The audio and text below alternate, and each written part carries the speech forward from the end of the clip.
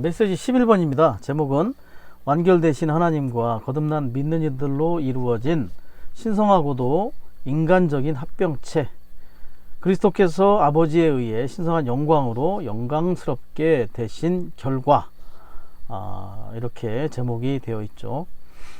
가장 중요한 단어가 합병체라는 단어입니다. 그래서 신성한 합병체, 또 인간적인 합병체, 또 뒤에 가면 우주적인 합병체라고도 이야기를 하죠. 그리고 아주 위대한 합병체, 이러한 수식어가 이 합병체 앞에 붙는 걸 볼 수 있습니다.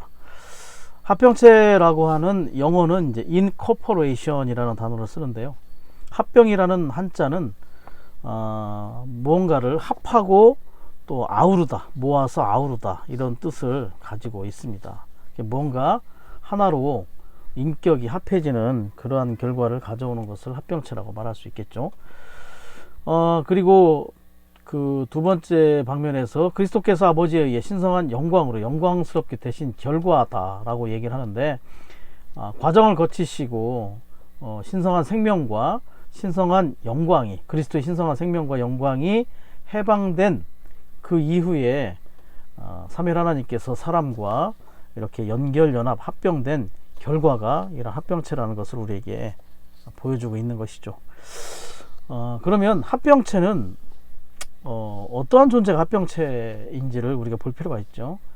먼저는 삼위일 하나님께서 합병체이셨습니다. 그래서 이 합병체는 첫 번째 신성한 합병체이다 라고 얘기하는 거죠. 삼위일 하나님이 합병체이시기 때문에. 그리고 이 신성한 삼위일 하나님, 이 합병체가 인성, 사람과 하나 될 때 이 합병체를 신성하고 인간적인 합병체라고 이야기를 하는 것입니다. 그리고 그리스도의 몸, 그리고 완결된 새 예루살렘에 이를 때에 이 합병체는 이제 우주적인 합병체가 되는 것이죠. 합병체의 관건은 우리 사람에게 달려 있습니다. 사실 하나님은 신성한 합병체는 문제가 없죠. 우리 사람에게 이 인간적인 합병체 안에서 무언가 관건이 있습니다. 그래서 우리는 매일매일 이러한 신성하고 인간적인 합병체를 체험하고 누리고 참여할 수 있어야 되는데, 마지막 부분에 이 부분을 제시를 하셨는데요. 실제적인 우리가 합병체가 되는 길은 첫 번째, 하나님을 사랑하는 것에 달려 있다는 것이죠. 우리가 먼저 이 삼위일 하나님을 사랑할 때 그분의 말씀이 우리 안에 거할 수 있게 되고, 우리는 또 그분과 개인적인 시간을 보낼 수 있고, 이 개인적인 시간을 보냄으로 말미암아 우리는 그분과 더 하나 될 수 있다는 것을 보여주고 있습니다. 우리가 지성소 안에서 그분과 이러한 많은 시간을 보낼 때 지성소 안에 있는 그 감추인 만나를 계속해서 우리가 먹고 소화하고 동화될 때 우리의 조성이 바로 하늘에 속하게 되고, 그 하늘에 속한 조성을 통하여 우리는 인격 안에서 삼위일 하나님 안으로 하나가 되는 실제가 있게 되는 것이죠. 그래서 저는 그분과의 임재가 얼마나 중요한지를 다시 한번 생각해 보게 됐어요. 우리가 누군가와 많은 시간을 보낼 때에 그 사람과 동화되는 실제가 있죠. 그래서 어떠한 사람과 많은 시간을 같이 보낸다면 그 사람의 생각과 모든 것들이 닮아가는 걸 볼 수 있어요. 부부가 그러한 좋은 예이죠. 부부는 시간이 지나면 많이 닮는다고 하죠. 그것처럼 우리가 얼마만큼 삼위일 하나님의 임재 가운데 그분과 시간을 많이 보내느냐에 따라 우리가 신성하고 인간적이고 우주적인 이 위대한 합병의 실제를 체험하는 것에 관건이 있다는 것을 보기를 원합니다. 자, 로마서 1번입니다. 로마서 1번은 이 합병체가 하나님께서 원하시는 간절히 원하시는 것임을 이야기하고 있고요. 로마서 2번은 이 신성한 인간적인 합병체가 되게 하기 위하여 그리스도께서 그분의 신성한 생명과 영광이 죽음과 부활을 통해 해방되는, 인성의 껍질이 깨어짐으로 말미암아 그분이 신성한 생명과 영광이 해방될 필요가 있음을 강조해 주고 있죠. 로마서 3번에서는 요한복음에서 제시하고 있는, 특별히 요한복음 14장, 15장, 16장에서 제시하고 있는 세 가지, 아버지의 집, 참 포도나무, 그 영의 아이를 통한 이러한 합병죄의 실제를 우리에게 제시를 해 주고 있습니다. 그리고 로마서 4번에서는 삼위 하나님과 사람이 상호 거함을 통하여 이러한 합병체의 실제를 체험하는 것. 그리고 마지막에는 이제 완결된 궁극적인 새 예루살렘이 이러한 신성하고 인간적이고 위대한 우주적인 합병체의 최종 완결임을 우리에게 제시를 해주고 있다는 거죠. 자, 로마서 1번에서는 하나님이 원하시는 그 오직 한 가지가 바로 이 우주적인 합병체라는 것을 우리가 반드시 보아야 된다는 것. 그래서 삼위 하나님이 신성한 합병체이시고 이제 그분 자신과 거듭난 믿는 이들로 함께 이루어진 그러한 우주적인 합병체가 하나님께서 아주 간절히 원하는 그러한 한 가지라는 것을 볼 필요가 있다는 거죠. 특별히 그 관련 구절들 중에서 요한복음 17장 21절 23절은 주님께서 하나를 위한 기도를 하신 것을 볼 수 있어요. 이 합병체에 대한 주님의 갈망이죠. 사실은 17장에 기도가 나오고 18장에 이르러서 십자가에서의 죽으심이 우리에게 제시가 되고 있는데, 사실 죽음 직전에 하시는 기도는 어떤 기도겠습니까? 유언과 같은 기도겠죠. 사실 사람이 가장 중요한 얘기는 언제 하냐면 죽기 전에 하는 것을 볼 수 있어요. 그렇기 때문에 주님이 십자가에서 죽으시기 전에 17장에서 이러한 하나를 위한 기도를 하셨다는 것은 그분이 유언과 같이 이러한 기도를 하셨다, 얼마나 강한 갈망을 가지셨는지를 우리에게 보여주고 있다는 것이죠. A번은 주님과 믿는 이들과의 관계에 있어서의 연결, 연합, 합병이라는 단어를 설명을 해주고 있습니다. 연결은 생명에 있어서 주님과 하나인 것, 연합은 신성한 본성과 사람의 본성에 관련된 것인 걸 우리가 알고 있죠. 그리고 합병은 인격들이 서로 안에 거하는 것, 상호 내재하는 것을 우리에게 말해주고 있습니다. 그래서 연결은 생명, 연합은 본성, 그리고 합병은 인격들의 서로 하나가 되는 것을 우리에게 말을 해주고 있죠. 여기에서의 관련 구절 베드로후서 1장 4절에서 신성한 본성에 동참하는 사람들이라는 구절이 있어요. 사실 말씀을 전하신 형제님이 그런 교통을 하셨는데, 동참하는 사람들이라는 말은 사실은 누리는 사람들이라는 뜻과 같은 것이다, 이렇게 얘기를 하고 있습니다. 그래서 신성한 본성에 동참하는 사람들은 신성한 본성과 인간 본성의 연합을 누리는 것이라고 우리가 제시를 할 수 있겠죠. 그리고 하나님의 본성에 세 가지가 있어요. 하나님의 본성에 세 가지. 첫 번째, 영이 있고 사랑이 있고 빛이 있죠. 영을 뭐라고 하냐면 위격의 본성이라고 합니다. 그래서 요한복음 4장 24절에서 하나님은 영이시니 라고 얘기하죠. 그리고 사랑은 본질의 본성입니다. 요한일서 4장 8절과 16절에서 하나님은 사랑이시다 라고 얘기합니다. 그리고 빛은 표현의 본성이죠.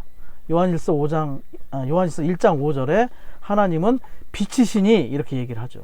그렇기 때문에 우리가 위격의 본성인 영을, 우리의 영이 하나님의 영을 접촉할 때 본질의 본성인 그 사랑이 우리에게 은혜로 도달되어 우리가 그 은혜를 누림으로 우리는 삼위 하나님으로 조성됨으로 말미암아 그분의 표현의 본성인 빛으로 발광체들이 됨으로 말미암아 우리는 합당한 빛의 표현을 갖는 그러한 존재들이 될 수 있다는 거죠. 그래서 우리는 이러한 그분의 본성을 합당하게 체험하고 누리는 자들이 될 필요가 있을 것입니다. 자, 연결, 연합, 합병을 조금 더 교통을 드리자면, 연결과 연합은 물질적인 영역에서 예시가 가능하다고 합니다. 그렇지만 합병은 가장 높은 그러한 수준의 것으로서 이 합병은 물질적인 영역에서는 예시가 가능하지 않다고 얘기를 하죠. 특별히 연결이라는 말은 영어로 유니온인데, 이 연결은 하나님의 생명을 사람의 생명 안으로 흘려보내는 생명의 일을 가리키는 것입니다. 그래서 연결을 통해서 우리는 하나님의 생명을 공유할 수 있게 되는 것이죠. 뭐 굳이 예를 들자면 두 손이 이렇게 깍지를 끼는 것 같은 것, 그리고 두 나무가 함께 잘려지고 서로 접붙여지는 그러한 것들이 연결이라고 우리는 말할 수 있고, 마치 요한복음 15장 4절에 나오는 것처럼 포도나무와 가지들이 이렇게 서로 연결되어 있는 것이 참된 연결의 예시라고 우리에게 제시할 수 있을 것입니다. 그 연합은 영어로 밍글링인데요, 본성의 문제라고 말씀을 드렸습니다. 신성한 본성과 사람의 본성이 함께 섞이는 거죠. 본성은 섞이는 것, 연합에 이러한 연관이 있습니다. 섞이는 거죠. 그래서 레위기 2장에서 볼 때 소재물을 만들 때 보면 기름과 고운 가루가 섞이는 것, 이것이 가장 좋은 예시라고 볼 수 있겠습니다. 또 다른 그런 물질적 영역에서 볼 때 차와 물이 만나서 찬물이 되었을 때 이것도 하나의 그런 참된 섞임의 예시를 말해주고 있는 것이라고 할 수 있겠습니다. 그런데 이렇게 섞일 때 제3의 어떤 본성을 산출하지는 않습니다. 각각의 본성을 그대로 유지하고 있다는 것이 하나의 특징이고요. 그런데 이 연결과 연합은 두 가지 요소가 각각 두 가지 요소가 함께 관계하고 작동을 하는 거예요. 그렇지만 합병, 인코퍼레이션은 두 가지가 아니라 세 인격 이상이 상호 내재하고 하나로서 함께 일하는 것을 말하는 거죠. 그래서 연결과 연합은 두 존재가 상호작용을 하는 것이라면 그 합병은 세 존재 이상이 이렇게 관계하고 서로 작용을 주는 것이라는 것을 알 필요가 있다는 거죠. 그리고 이 합병이야말로 하나님의 경륜의 최종 완결을 이루는 것입니다. 완결되신 삼위일 하나님과 택함받고 구속받고 거듭나고 변화되고 영광스럽게 된 모든 백성과의 합병이기 때문에, 인격 안에서의 하나이기 때문에 이것이 명실상부한 하나님의 경륜의 목표임을 우리가 알 수 있다는 것을 보게 되는 것입니다. 비번에 보시면 신성한 삼위성의 셋은 그 존재와 하시는 일 모두에서 영원부터 하나의 합병체이시다. 그래서 삼위일 하나님이 합병체이셨죠. 그렇기 때문에 이 합병은 신성한 합병체라고 얘기하는 거예요. 존재라는 말은 본질적인 삼위성을 얘기하는 거죠. 그 다음에 하시는 일은 경륜적인 삼위성이라고 볼 수 있습니다. 그래서 그분은 본질적인 삼위성, 존재 안에서, 그리고 경륜적인 삼위성, 하시는 일에 있어서 아주 영원한 그런 신성한 합병체라는 것. 1번, 신성한 삼위성의 셋은 상호 내재하심으로 합병되어 계시다. 내가 아버지 안에 있고 아버지께서 내 안에 가시는 것을. 그래서 이 부분은 이제 상호 내재함, 삼위일 하나님의 본질적인 방면을 강조해주고 있습니다. 2번은 삼위일 하나님의 셋은 하나로서 함께 일하시는 합병체. 일하시는 것은 경륜적인 삼위성을 다시 한번 설명해주고 있죠. 내가 여러분에게 하는 말은 내 스스로 하는 것이 아니라 내 안에 거하신 아버지께서 그분의 일을 하시는 것입니다. 내가 하는 일들 때문이라도 믿으십시오. 그래서 이 셋은 한 인격이다. 구분은 되지만 분리되지 않는 신성한 합병체이셨다. 영원전부터 합병체이셨다는 것을 강조해주고 있는 거죠. 자, C번은 이제 이러한 사람과의 합병을 위해서 과정을 거치시는 준비를 하시는 것을 우리에게 제시해주고 있죠. 사도행전 2장 23절은 이 우주적인 신성한 합병체, 곧 신성한 삼일성의 셋이 영혼 안에서 회의를 여셨고, 회의라는 것은 그냥 대충 하는 것이 아니라 아주 신중한 협의를 얘기합니다. 신중한 협의가 있으셨고, 심사숙고 가운데 하나님의 신성한 경륜을 수행하기 위해 신성한 삼일성의 둘째 분을 시간 안으로 보내어 사람이 되게 하는데 동의하셨음을 말해준다. 그리스도의 충만한 사역에서 육체 되심의 단계를 신중한 협의, 이런 회의를 통해서 결정하셨다는 거죠. 그리고 D번에 육체가 되시기 전에 이 우주적인 합병체는 세 부분으로 구성되어 있었다. 그리고 신성한 삼일성의 둘째 분이 이 우주적인 합병체를 인성 안으로 가져오셨다. 그래서 신성한 합병체이신 삼위일 하나님께서 인간적인 합병체가 되시기 위한 준비 과정을 우리에게 설명을 해주고 있는 것입니다. 자, 2번, 신성한 삼일성의 셋은 영원 과거에 이미 합병되어 계셨다. 합병되신 이분께서 시간 안으로 오신 것은 그분께서 선택하신 모든 사람을 그분의 합병체 안으로 합병하여 완결되신 하나님과 거듭난 믿는 이들로 이루어진 위대하고 우주적이며 신성하고도 인간적인 한 합병체를 만드시기 위한 것이었다. 이제 이 합병체는 시간 안으로 흘러 들어오셨고, 시간 안에서 이제 인간적인 합병체를 만들기를 원하고 계셨습니다. 여기에 합병체를 수식하는 모든 단어가 다 나왔죠. 위대하고 우주적이며 신성하고도 인간적인 합병체라는 것을 우리가 볼 필요가 있다는 거죠. 자, F번, 요한복음 14장 20절은 완결되신 삼위일 하나님과 거듭난 믿는 이들이 그리스도의 부활 안에서 한 합병체가 된 것을 계시한다. 부활은 너무나 놀라운 소중한 단계입니다. 이 부활 안에서 그분이 생명 주는 영이 되심으로 이제 하나님과 사람이 하나가 될 수 있는, 본질 안에서 하나가 될 수 있는 그러한 실제적인 체험을 갖게 되었다는 거죠. 1번, 그날에는 아들께서 부활하신 날에는. 2번, 내가 아버지 안에 있고 아들과 아버지께서 하나로 합병되심. 여러분이 내 안에 있으며 거듭난 믿는 이들이 아들 안으로 합병되고 아들 안에 계신 아버지 안으로 합병됨. 내가 여러분 안에 있는 것을 여러분이 알 것입니다. 아버지 안에 계신 아들께서 거듭난 믿는 이들 안으로 합병되셨음을 말해주고 있죠. 셋 하나의 합병이, 셋 하나의 신성한 합병이 이제 넷 하나의 인간적이고도 우주적인 합병으로 확대되고 더 전진했다는 것을 우리에게 보여주고 있는 거죠. 셋 하나에서 넷 하나로 합병체가 더 확대되고 번성된 것입니다.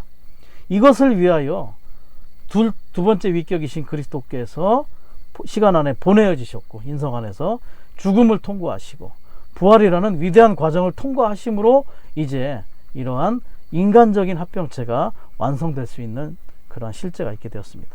그래서 3번에서 얘기하는 요한복음 14장 17절에 실제의 영이 이러한 실제 안으로 우리를 인도해주고 계심을 우리가 놀랍게 체험할 수 있는 거죠. 자, 그래서 1번 로마서 1번에서는 이 합병체가 얼마나 하나님께서 원하시는 것이고 그것을 위해서 그분이 과정을 거치셨음을 우리에게 보여주고 있습니다.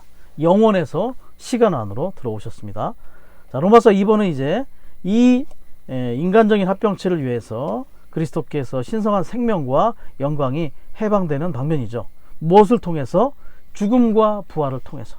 죽음을 통해 특별히 그분의 인성의 껍질이 깨어짐으로 말미암아 신성한 생명과 영광이 해방된 것입니다. 자, 로마서 2번 한번 읽어볼게요. 그리스도의 신성의 영광이 해방된 것은 그리스도께서 그분의 죽음을 통해 그분의 부활 안에서 신성한 영광으로 아버지에 의해 영광스럽게 되신 것이다. 그분의 신성한 생명과 함께 그분의 신성의 영광이 해방된 것은 불을 땅에 던지신 것이었다.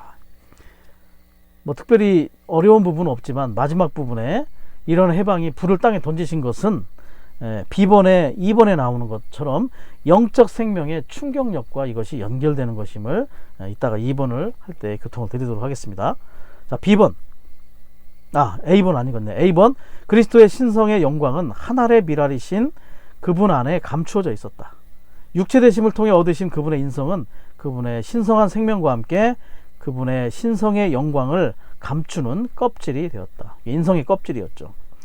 B번. 주님은 답답하시고 억압받으셨기 때문에 그분의 인성의 껍질이 깨져서 그분의 신성한 생명과 함께 그분의 신성의 영광이 해방되도록 죽음이라는 침례로 침례받기를 열망하셨다. 그래서 육체되심의 단계 안에서 이제 죽음, 또 특별히 인성의 껍질이 깨어짐으로 말미암아 신성한 생명과 영광이 해방되는 실제로 우리에게 말을 해주고 있습니다.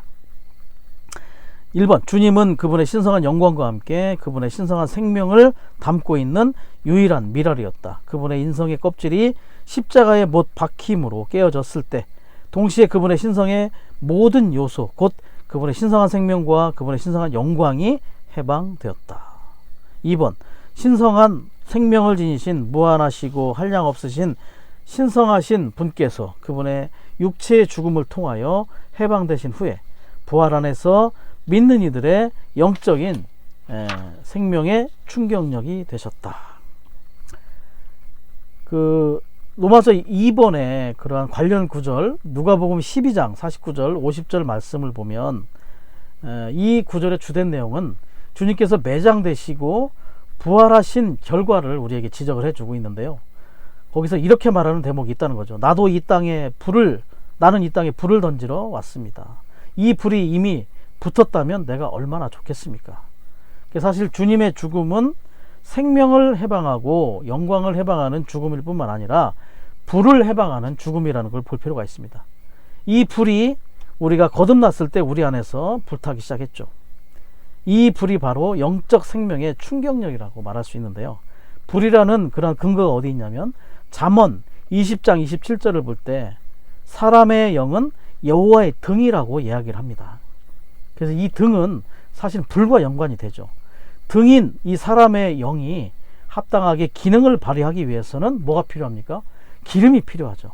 기름이신 그 영이 있어야 하고, 심지인 사람의 영을 이 기름이 적실 때 사람의 영이 불타게 됩니다. 그래서 로마서 12장 11절에 우리가 영 안에서 불타야 한다는 말이 여기서 나오는 거죠. 사람의 영이 여호와의 등이기 때문에 그 사람의 등 안에 기름이 들어와서 심지를 통해 불꽃에 불이 붙을 때 사실은 사람의 영은 불탈 수 있는 것을 볼 수 있습니다.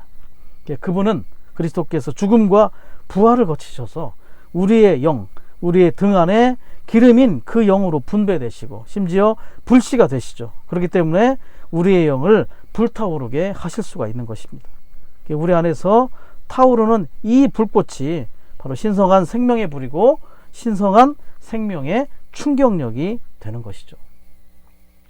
특별히 충격력이라는 말은 뭔가를 밀어붙이는 힘이라고 교통을 하셨죠. 그렇기 때문에 우리가 영을 분별하고 영을 훈련하는 것도 이 밀어붙이는 이 영적 생명의 충격력, 불타는 것과 관련이 있다는 것입니다. 특별히 집회에 오는 것도 이 불타오르는 불꽃, 이 영적 생명의 충격력에 의해서 가능하다는 것을 보여주고 있죠. 심지어 젊은 형제 자매들이 전시관 훈련에 지원하는 것도 사실은 이 불꽃의 충격력 때문에 가능하다고 우리에게 제시를 하고 있습니다. 이 불꽃이 지금 7배로 강화된 그러한 7등불이 되었습니다. 그래서 우리에게 계속해서 영 안에서 불타는 것을 우리에게 제시해 주고 있죠. 그래서 그분은 기름으로서 또 불씨로서 우리의 영을 계속해서 불타오르게 함으로 말미암아 우리의 영적인 모든 활동에 영적 생명의 충격력을 불어넣어주고 밀어붙이는 힘을 주시고 있다는 거죠. 심지어 그러한 것들이 결국 러시아와 유럽 등 온 땅 각지에 그분의 일꾼들을 보내는 것도 이러한 밀어붙이는 영적 생명의 충격력을 통해서 이 불씨의 불꽃을 통해서 가능하다는 것을 우리에게 보여주고 있습니다. 그분께서 죽음과 부활을 거쳐 이렇게 신성한 생명이 신성한 영광이 해방됨으로 말미암아 우리에게 이러한 영적 생명의 충격력이 되셨습니다. 10번 그리스도의 신성의 영광이 해방된 것은 그분께서 죽음을 통해 부활 안에서 아버지에 의해 신성한 영광으로 영광스럽게 되신 것이다. 인간 생활 중에 그리스도는 그분의 아버지께서 자신을 영광스럽게 해 주시기를 기도하였으며 아버지는 그분의 기도에 응답하셨다.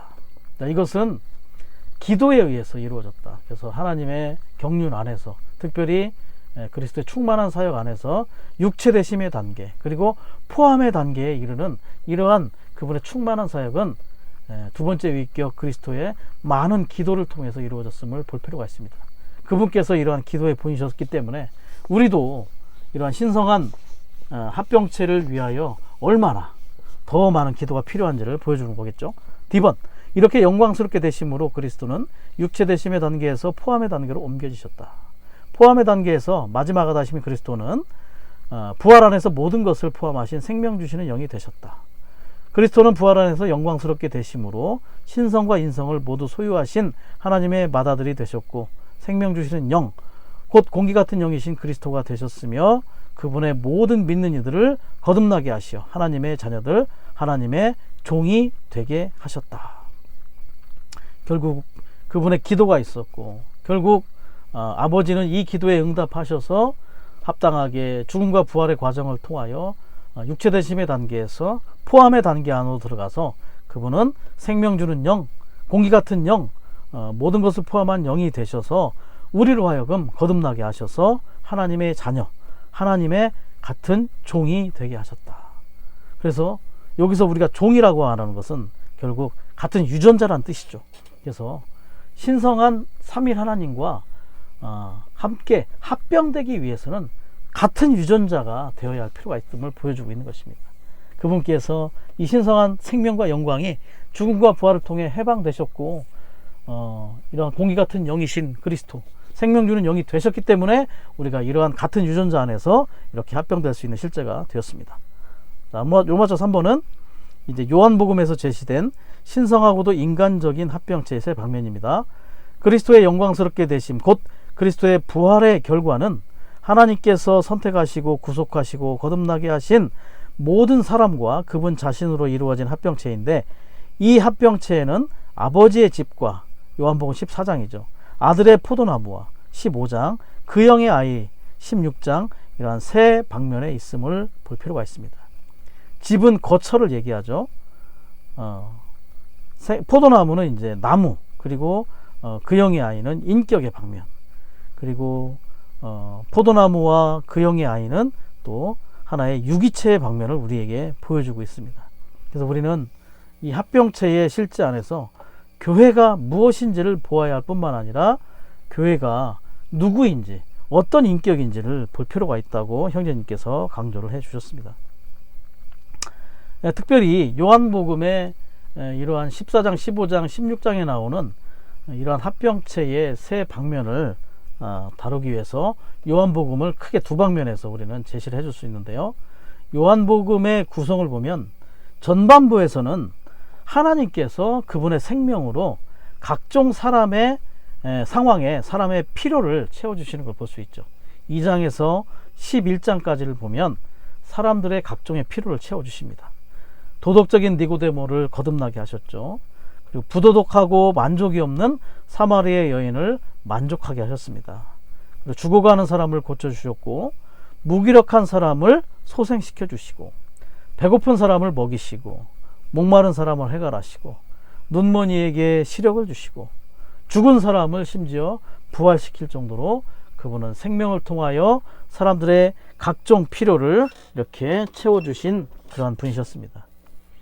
그런데 14장, 15장, 16절에서는 이제 이러한 필요가 하나님으로부터 채워진 사람들이 이제 단체적인 실체와 합병체가 됨으로 말미암아 아버지의 집, 참포도나무, 그 영의 아이인 세 사람으로 이제 이러한 사람들이 하나님의 필요를 채울 필요가 있는 거죠.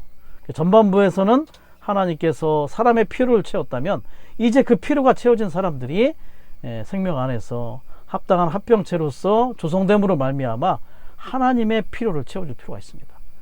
로마서 1번에서 하나님께서 원하시는 것을 이제 이 세 방면 안에서 사람이 그 필요를 채워주는 부분을 볼 수 있다는 거죠.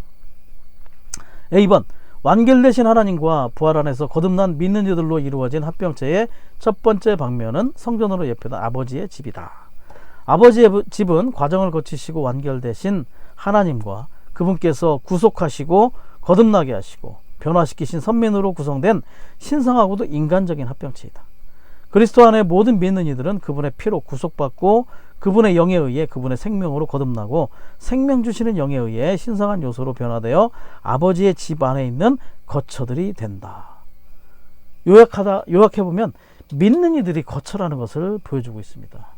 그분이 우리의 거처일 뿐만 아니라 아버지의 그 하나님의 거처는 바로 믿는 이들이라는 것을 우리에게 보여주고 있죠. 그래서 건축의 결과 우리는 아버지께서 우리 안에 거하실 수 있는 그런 거처들이 된다.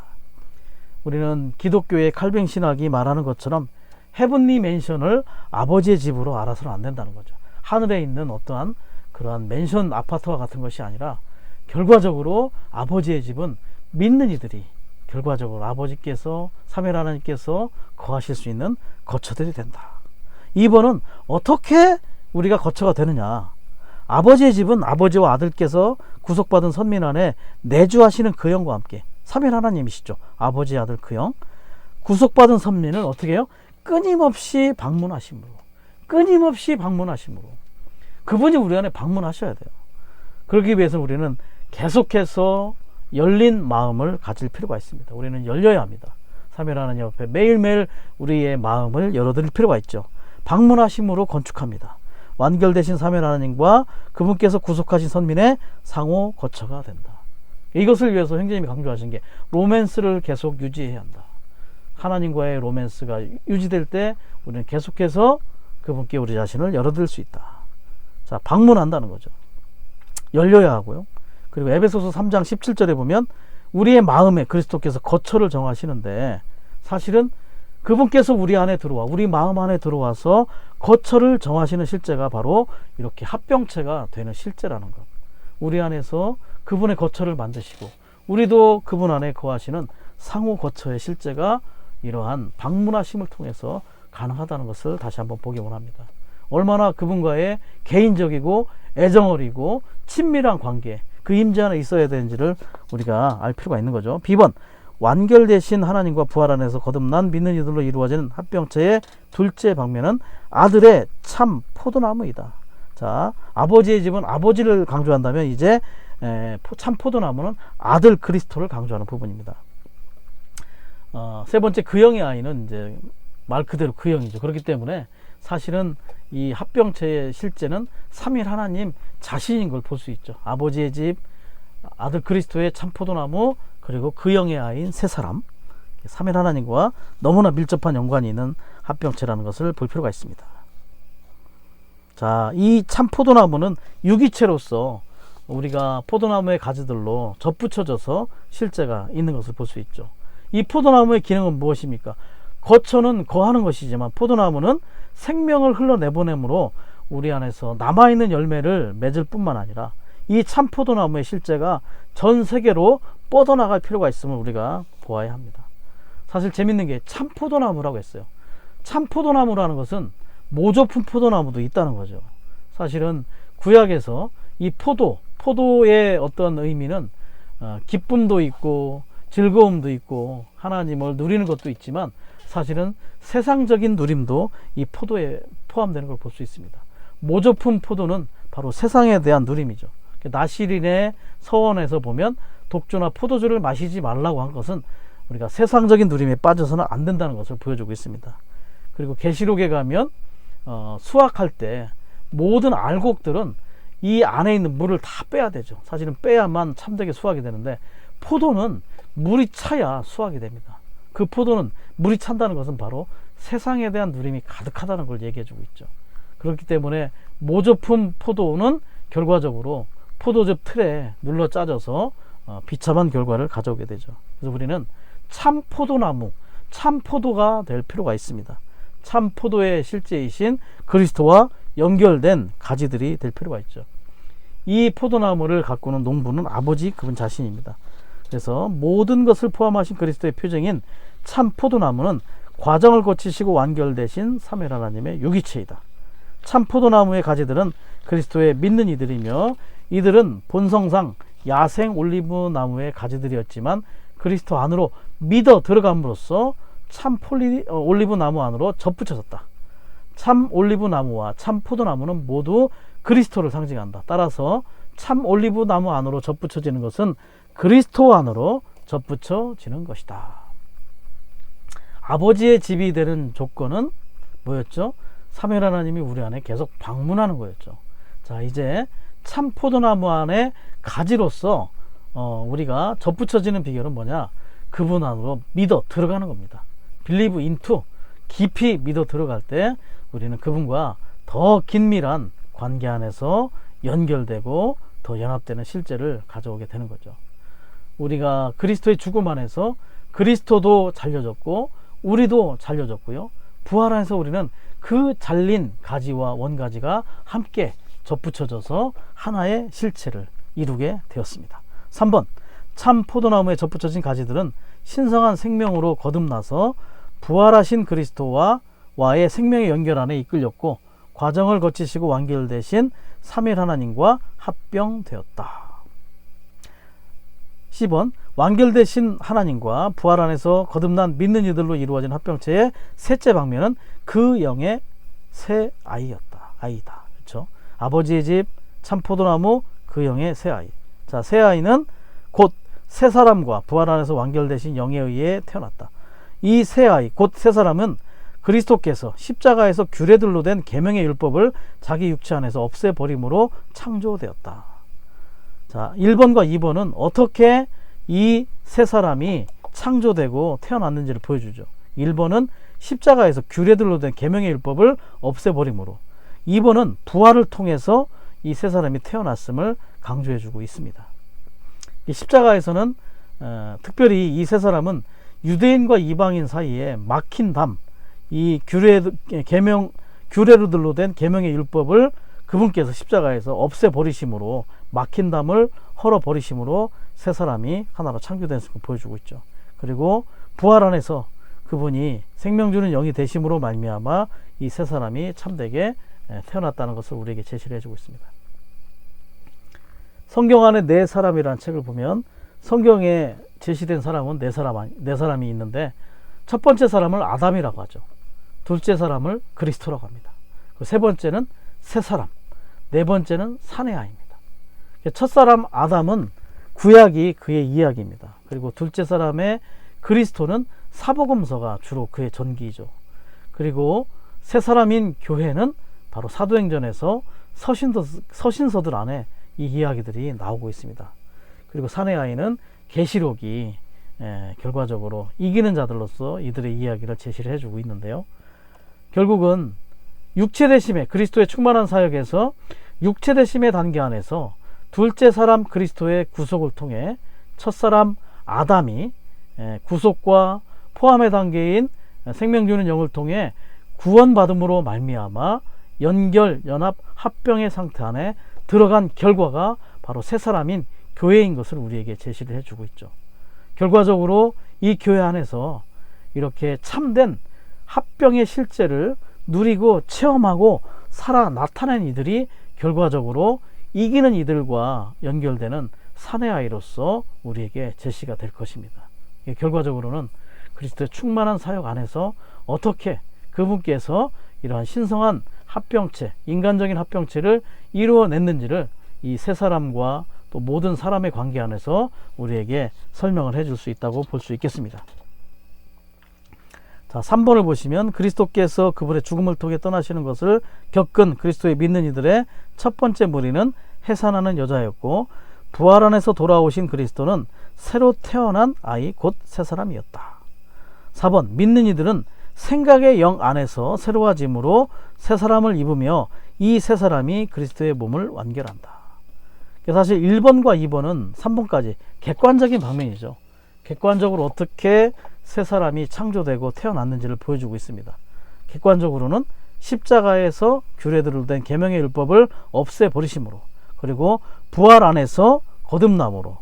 그렇지만 우리가 주관적인 방면, 이 객관적인 방면에 더하여 주관적인 방면 안에서 우리가 새 사람 안에서 이런 합병체 실제를 누리기 위해서는 반드시 생각의 영 안에서 새로워질 필요가 있다. 그래서 그 영이신 그리스도께서 우리 생각 안에서 계속 확산될 필요가 있다는 걸 보여주고 있습니다. 그래서 생각이 계속해서 새로워짐으로 말미암아 새 사람을 입을 때 우리는 이 새 사람이 하나님의 경륜을 완성하는 그러한 실제를 가져오게 될 것입니다.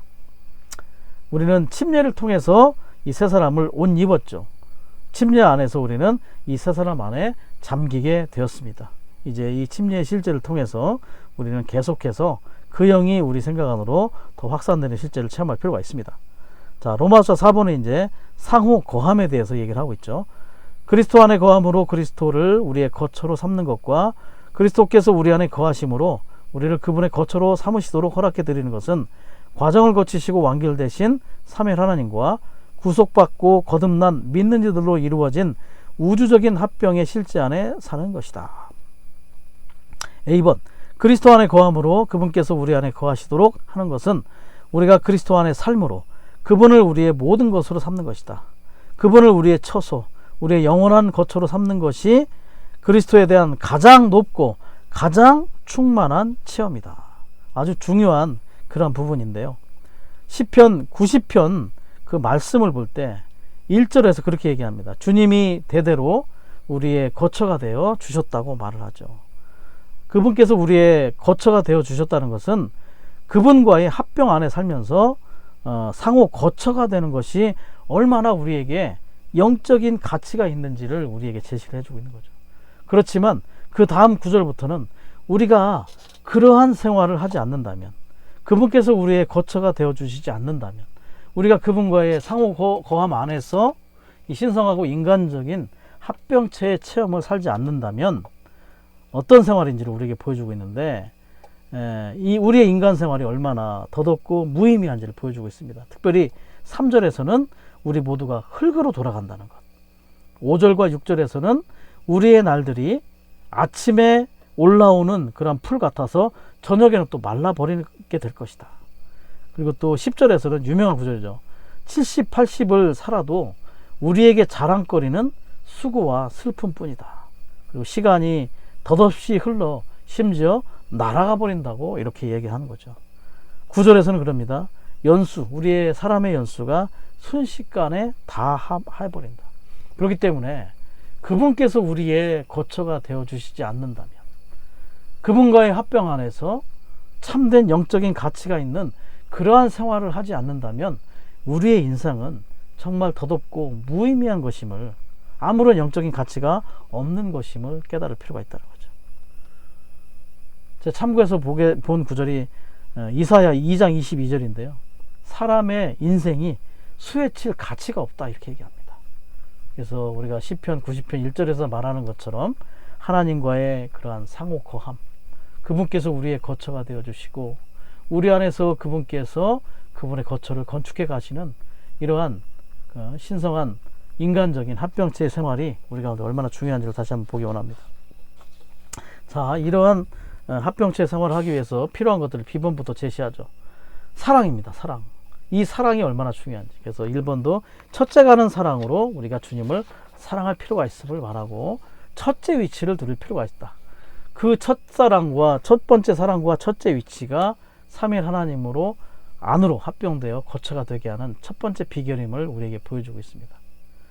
자, 3번에 보시면 주님을 사랑할수록 우리는 주님의 임재를 더 갖게 된다. 사랑하면 더 사랑하는 사람과 같이 있고 싶지 않습니까? 그렇죠? 그렇기 때문에 사랑이 결국은 임재 안으로 우리를 이끄는 것을 볼 수 있습니다. 자, 주님의 회복은 주 예수님을 사랑하는 것의 회복이라는 것을 3번에서 강조를 했죠. 자, 그렇게 사랑하고 임재가 강하게 있다면 이제 10번에서 말하는 것처럼 말씀이 우리 가운데 있게 되는 거죠. 항상 있는 로고스의 말씀, 그 말씀이 우리가 말씀을 기도로 읽음으로 현재적이고 즉각적인 말씀이 되어 레마의 말씀이 되어 말씀의 임재 안에 우리가 살게 되는 것을 볼 수 있습니다. 1번은 그러한 로고스와 레마의 말씀을 설명해 주고 있는데, 로고스의 말씀은 기록된 말씀이고요. 이 말씀의 특징은 비밀한 분이신 주님에 대한 설명과 정의와 표현을 갖게 된다. 그렇지만 이 말씀이 살아있는 말씀이 될 때 우리 안에 거하시는 그리스도를 체험하고 실질적인 주님의 임재를 갖게 되는 것이다. 주님의 항상 있는 기록된 말씀 안에 거한다면 그분의 즉각적이고 살아있는 말씀들이 우리 안에 거하게 되는 레마의 말씀이 되게 될 것이다. 결과적으로 말씀이 그리스도이고 그리스도가 말씀이기 때문에 우리가 주님을 사랑한다는 것은 말씀을 사랑하는 것이고, 주님의 임재 안에 있다는 것은 말씀에 임재하는 것이고, 레마의 말씀이 우리 가운데 가득하다는 것을 보여주고 있습니다. 기록된 로고스의 말씀이 레마의 말씀이 되게 하기 위하여 우리가 하는 좋은 실행이 있죠. 말씀을 기도로 읽는 것입니다. 읽는 것은 생각을 훈련하는 거죠. 생각을 훈련함으로 우리는 말씀 안에서 지식을 얻을 수 있습니다. 기도하는 것은 영을 훈련하는 것이죠.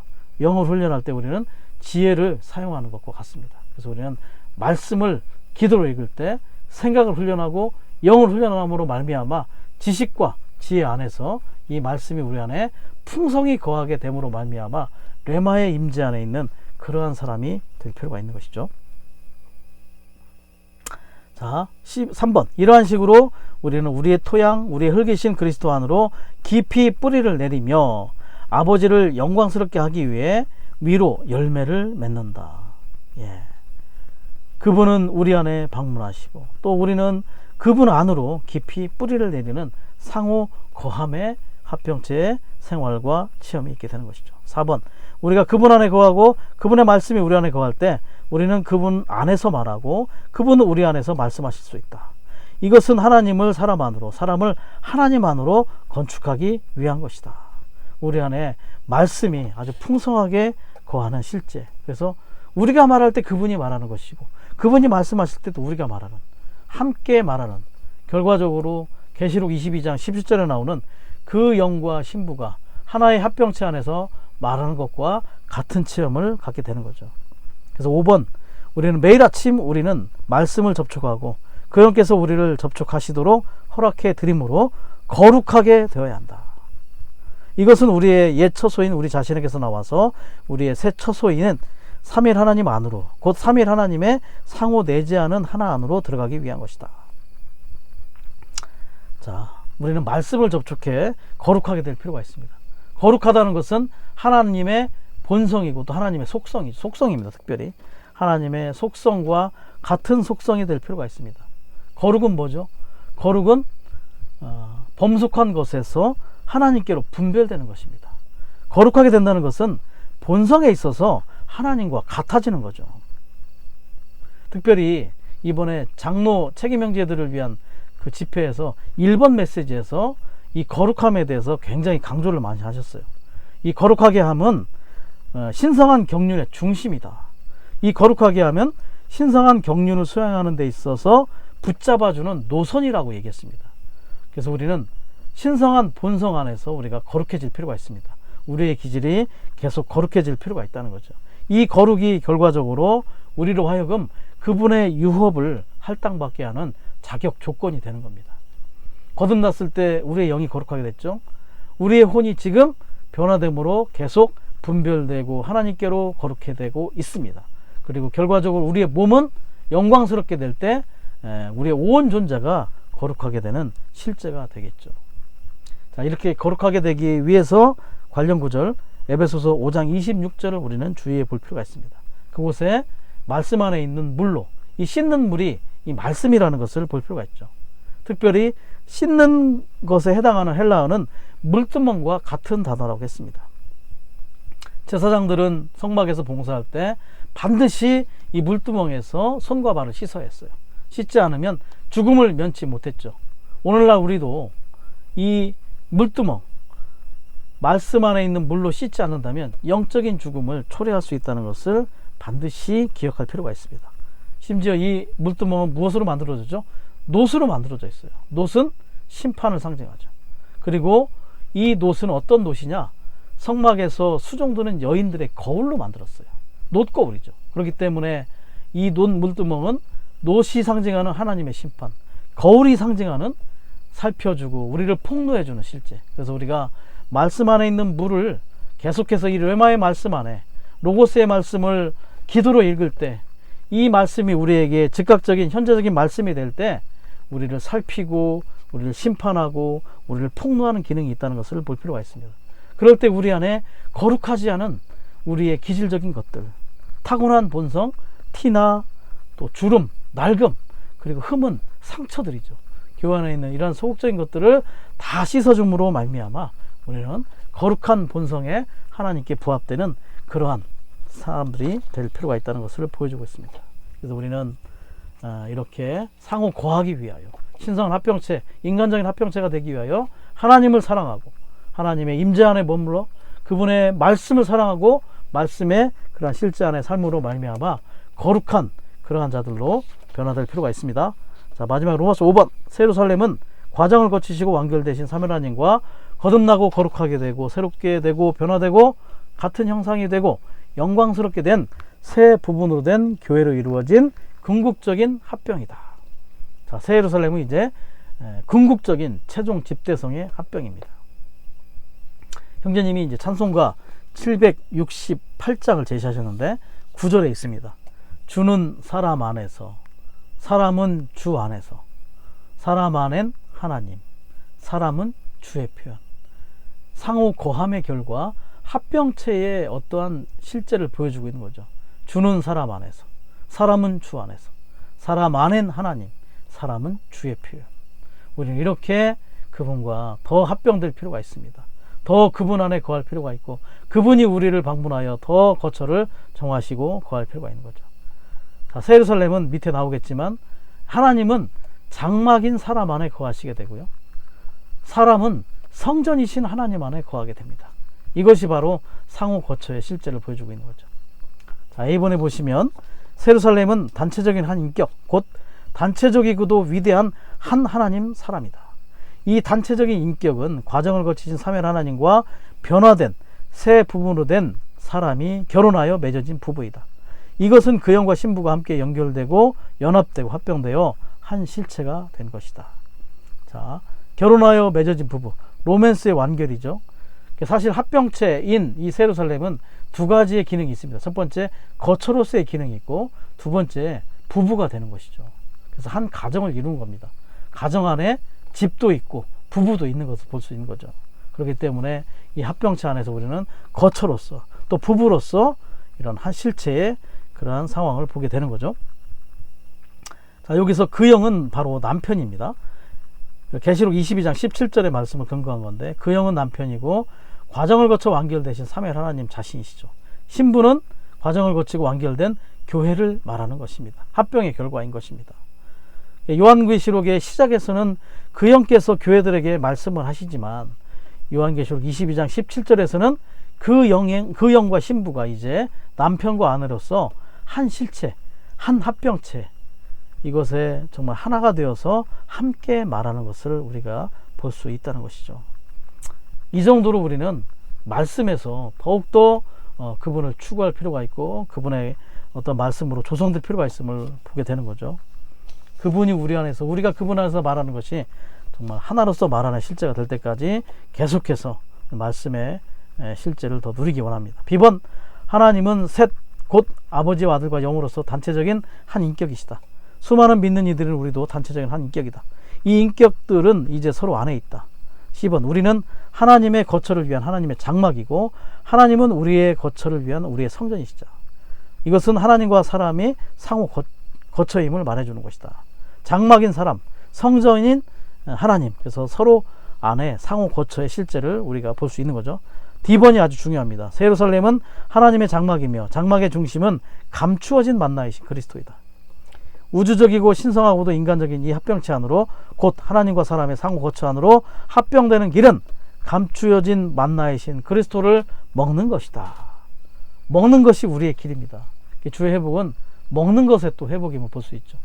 사랑도 회복해야 되고, 진리도 회복해야 되고, 또 먹는 것도 합당하게 회복할 필요가 있습니다. 자, 감추어진 만나는 단위가 어떻게 되죠? 한 오멜이었습니다. 한 오멜은 양의 완전한 단위인 에바의 10분의 1입니다. 10분의 1이라는 것은 11조를 얘기하는 거죠. 민수기 18장 26절을 보시면 레위인이 바치는 11조는 거제물이다 라고 얘기합니다. 거제물은 뭐죠? 승천하신 그리스도를 상징하는 거죠. 승천하신 그리스도라는 건 뭐냐? 하늘에 속한 음식이라는 걸 말해주고 있습니다. 이 하늘에 속한 음식이 결과적으로 하나님의 백성이 하나님의 하늘의 길을 갈 수 있게끔 우리를 도와줄 수 있다는 것을 보여주고 있죠. 이 음식은 누구의 음식입니까? 바로 제사장들을 위한 몫이었고요, 지성소 안에 있는 그리스도를 추구하는 이들의 몫이었습니다. 지성소는 어디죠? 오늘날 우리의 영 안입니다.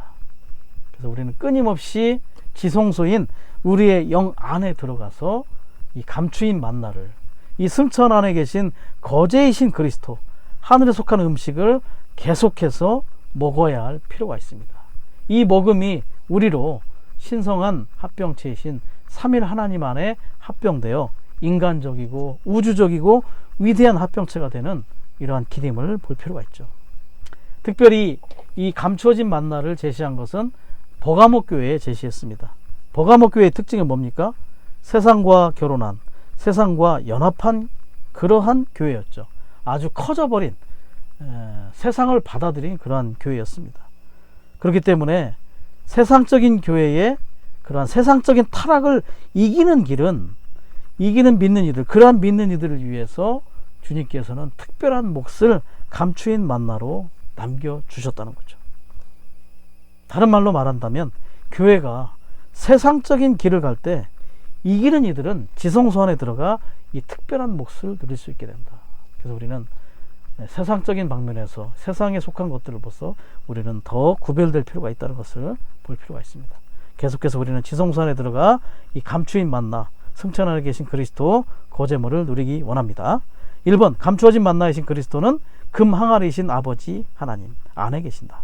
아버지는 두 번성, 곧 신성과 인성을 지니신 괴이신 그리스도 안에 계신다. 그리고 내주하시는 영이신 그리스도는 우리의 거듭난 영 안에 사시면서 지성소의 실제가 되신다. 이것은 아들께서 아버지 안에 계시고 아버지께서 아들 안에 계시며 그 영이신 아들께서 지성소의 실제이시라는 것을 의미한다.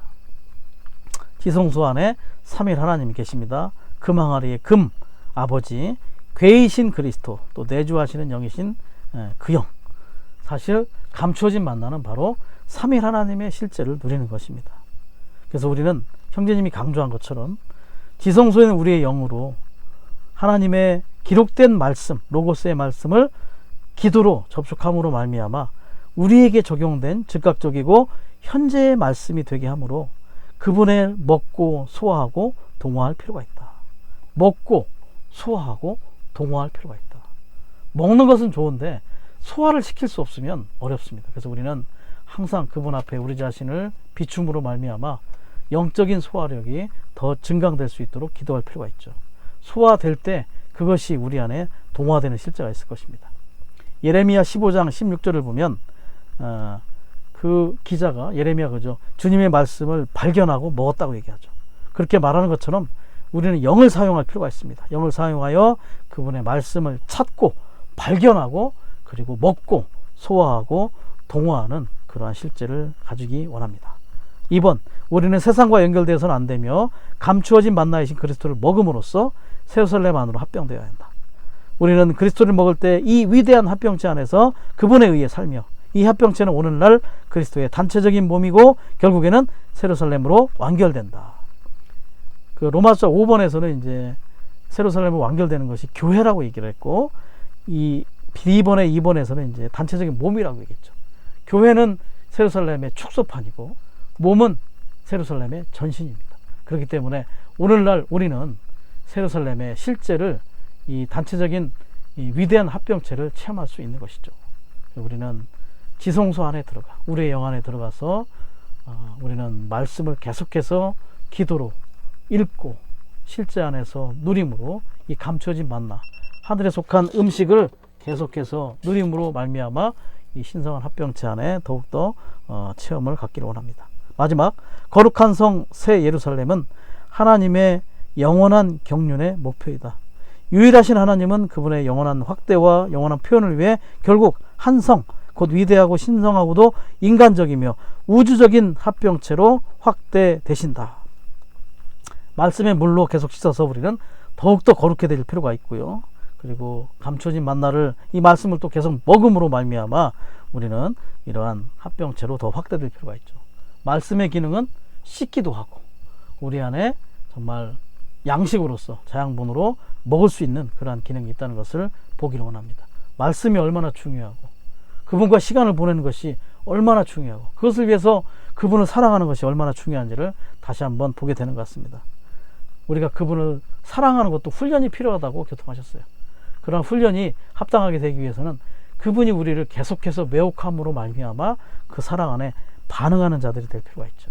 그리고 우리는 영적인 소화력을 갖기 위해서 계속해서 배고픔을 유지하기를 원합니다. 계속해서 우리는 새로운 누림을 가짐으로 합당하게 소화하고 동화하고 조성됨으로 말미암아 신성하고도 인간적이고 우주적이고도 위대한 이 합병체의 생활이 우리의 참된 실제가 될 수 있기를 원합니다. 주님을 찬양합니다. 아멘.